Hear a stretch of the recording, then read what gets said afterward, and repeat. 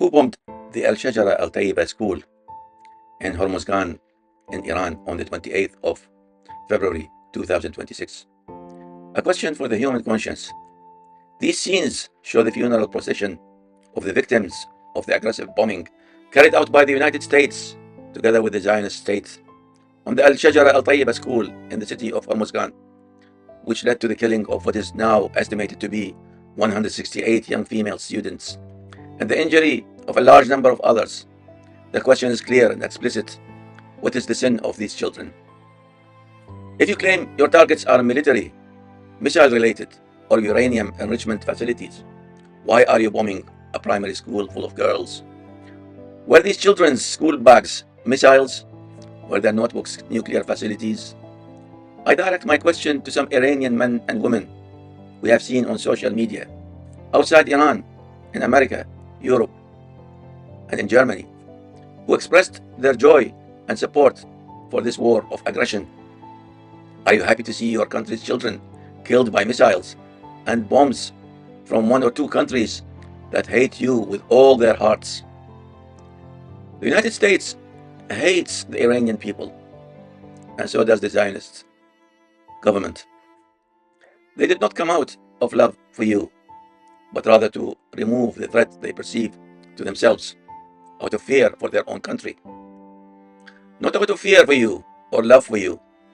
They are not pained by the people killed in the demonstrations, nor are they pained by the suppression of the so-called freedoms in Iran.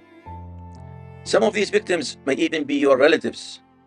Last night, American and Zionist aircrafts dropped 500 bombs on Tehran. They claimed the targets were military, but it turned out many were residential buildings. The radio and television building, is the radio and television building a military center? Does it contain missiles? Does it contain enriched uranium? Is the bombing of Tehran or any other Iranian city, Isfahan, Shiraz, Tabriz, Qom, a reason for gloating? Not only on social media we saw Iranians dancing, rejoicing, and congratulating each other, but we also saw something worse. Some who claim to be Muslims and Arabs, especially some Syrians, were seen distributing sweets, happy, while watching scenes of the bombing of Iran, bombing of children in a primary school by the Zionist state and by America. Rejoicing and clapping. Why? Fine, they differ from you in sect. They are Sunni and the majority of Iranians are Shia. But where is the Islam? Where is the Quran, who unify all Muslims? Where is the Prophet who commanded you to be united like the believers in their mutual love and mercy? Like a single body, if one part of it is afflicted, the whole body responds with fever. Where is the prophetic tradition? Why did you disregard it? Why did you disregard the book of God, the Quran, and yet claim to be a Muslim, a Syrian Muslim? Even some Iraqis of the opposite sect, unfortunately, also gloated and rejoiced at the scenes of killing of innocent civilians in Iran. We know very well that Saddam loyalists were very happy and they were celebrating, clapping, and cheering. But we know that they support a tyrant and they are criminals. We know Saddam loyalists are criminals. But why are the Arabs and Muslims in other countries like Syria and some Arab Gulf countries were rejoicing over the killing of Iranians? Of course, we're talking about civilians in Iran, children, women, girls, elderly people. We did not gloat when we saw the events in Gaza. On the contrary, we stood with Gaza. We stood with the Gazan people, the innocent civilians who were killed, who suffered a massive genocide by the head of the Zionist regime, Netanyahu. Even though the people of Gaza differed from us in sect, and even though some people in Gaza glorified Saddam, and we know that very well, and some of them still do, but we turned a blind eye to it.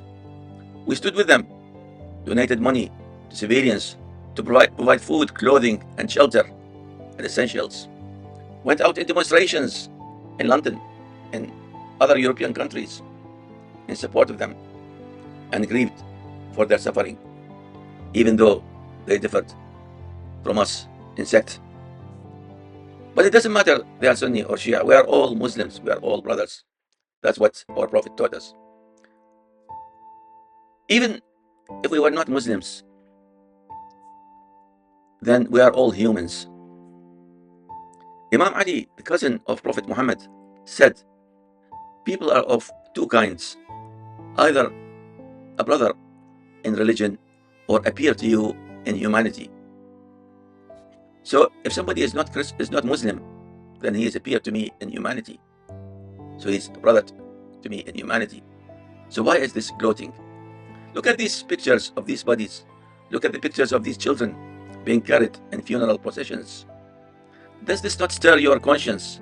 Does it not stir your humanity when you see these children? They could be of different faiths, not necessarily Shia Muslims. These are innocent children, completely blameless. They are not military targets, nor do they possess missiles in their school books. They were attending normal classes when they were bombed by American and Zionist planes. Whatever the political or sectarian differences, is it permissible for any religion, not just Islam, but any religion or conscience, to rejoice in the death of children? Disagreement with the political system does not justify the killing of civilians, and sectarian differences do not justify gloating over victims. War does not mean we lose our humanity. The blood of children is not a political bargaining chip, nor should it ever be a source of joy or revenge.